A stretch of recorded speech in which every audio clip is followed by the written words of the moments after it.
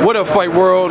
Boxing Ego. I'm with my man Sean, amateur fighter turning pro. How long have you been boxing? For close to 10 years now, almost about 10 years. 10 years? Yeah. Now, how would you define your style in general?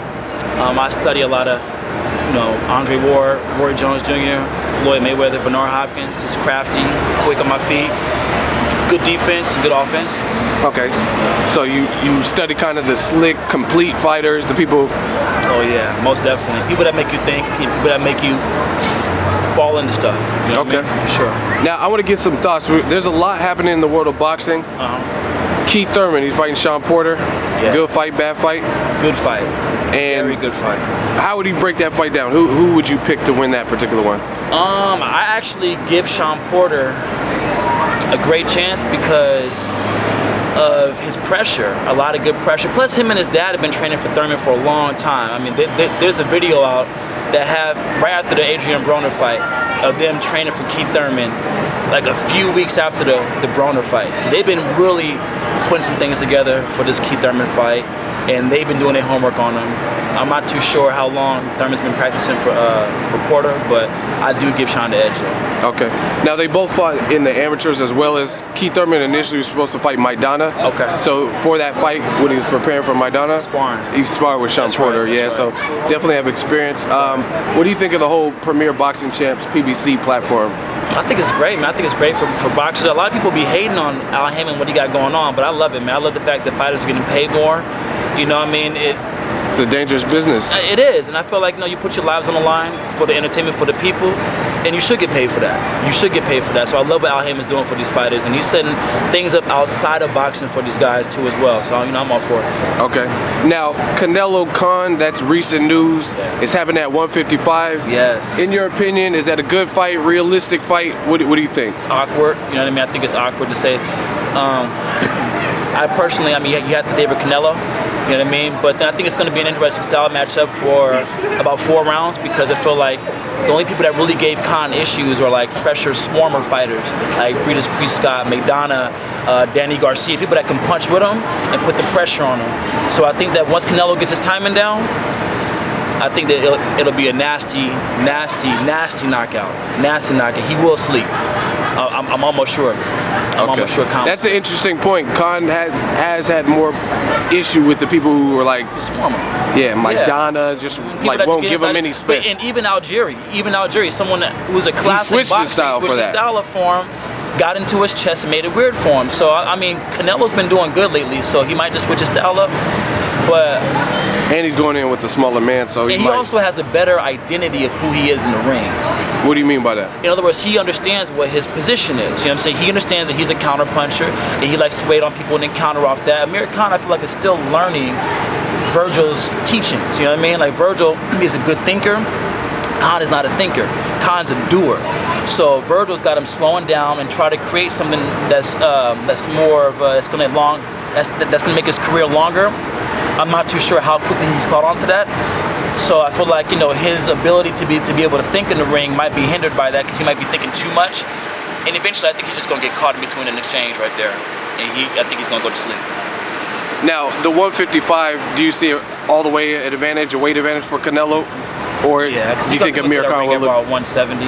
I mean, I really see him with the rehydrated. Yeah, I mean, and they're talking about Khan coming in at 165, so I'm not too sure if it's going to slow him down or what. But I think it's going to be an exciting fight for what it is, though. Yeah, Khan is never in a boring fight. Khan has a lot of character. He's tough, and he takes on hard fights. He's fought all of his hardest fights in the people's hometown. You know what I mean? That's true. Paulie Malignaggi in Brooklyn. Everybody. I mean, you got Lamont Peterson in DC. Yeah. So all these guys, and even see, this is a man that he watches his boxing. I do. I study it all day. You can tell. Yeah, Chris Algieri was in New York. That's a very strong point. Everybody, he fights him in their hometown. So now we know that Canelo's trying to take over Vegas, like Floyd was. He's gonna fight Canelo in Vegas. Excellent point. You guys. So he's a tough guy. Make sure you give Khan props for taking the fight and being a road warrior. Yeah, and look at it like this though too as well.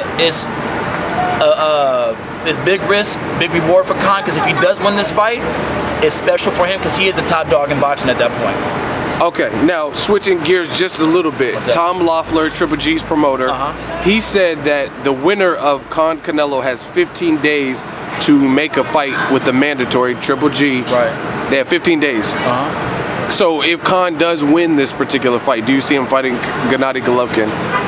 I think they'll advise him away from that fight. Okay. It's just too much. It's just too much weight. I think they'll advise him away. You know, I can't see Khan taking that fight. I mean, he would do it because of who he is. I don't think Khan is afraid of Triple G, but it just shouldn't be a fight that should be imposed upon him. Okay. You know what I mean? Now, you're picking Canelo, you said, to win by knockout? I do. So, do you think Canelo will take a Gennady Golovkin fight in 2016? Yeah, he's also a tough guy, too, as well. I mean, he took on Trout and Lara before fights that were supposed to get him good paydays, which he actually did take those fights, and he didn't have to take those fights. So he will fight Triple G. I don't see why people think he won't fight him. Okay. Now, who would you favor in that, Canelo or Triple G? I think it's 60-40 in favor of Triple G. I think that the Canelo is very sharp in the mid-range, and he'll make Triple G just can't walk in on Canelo. He just can't do it. Yeah, he has to respect Canelo. He has to respect it, and the speed will be an issue for a little bit. I mean, I know that Canelo has a good chin. I just don't know if he can stand to that body work that Triple G has. And excellent body puncher. And he's also a great amateur fighter too, as well. Triple G was. I just feel like, I don't know if he'll stop Canelo, but I just see him winning the fight. Okay. Yeah. Now, there's a lot of criticism for Golovkin. Some people are avoiding him. Other fights haven't been made for whatever reason. Right. At this point, what does it take for Golovkin to become elite, or is he already elite right now? I think he's close. I mean, within reason, I feel like he is elite because he is the best. He is one of the best at 160. Amongst the other great fighters like Andre Ward, I mean, yeah, you could put him in the top 5, I feel like. You know, you got Chocolatito out there too as well. I mean, you could definitely put him in the top, at least top 10. I think he is elite. I just feel like it's not his fault that certain people won't fight him.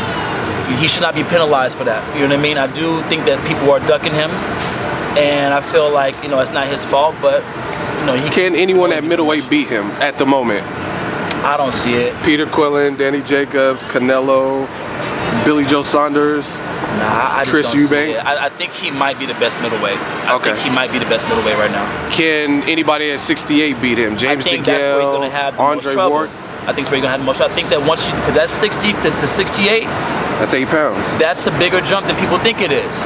I mean, think about it. Throughout history, you got people like Roy Jones, Bernard Hopkins, and James Toney. That's my fault. And James Toney, like, you know, they have made the elite, but these are crafty and athletic guys. You know what I mean? So I feel like Say that again. They're what? Crafty and athletic guys. And like, that help? Do you think that helps? Roy is athletic, but Bernard is crafty, and so is James Toney. But other guys that weren't as special, like Kelly Pavlik and Jermaine Taylor, they weren't able to make the leap as effectively. You know what I mean? Because they weren't special. It will depend on how special Triple G actually is. We know he has power, but we also know he gets hit. And these guys at 68 are cracking. Big dudes. You know what I mean? DeGale has a lot of power. Andre And the old Olympic gold medal too. Yeah. So these guys are the real deal. That's where he will see his losses. I can almost guarantee it. Okay, now where can the fans stay in touch with you? They want to talk boxing, follow your career when you turn pro? Oh yeah, most definitely, man. I'm on Facebook, you know, Sean Hall. I'm at Instagram too as well, at Magic Sean Hall. So just hit me up anytime, you know, and I'll be there. All right, Definitely, thank you for your time. Thank you so much. Peace.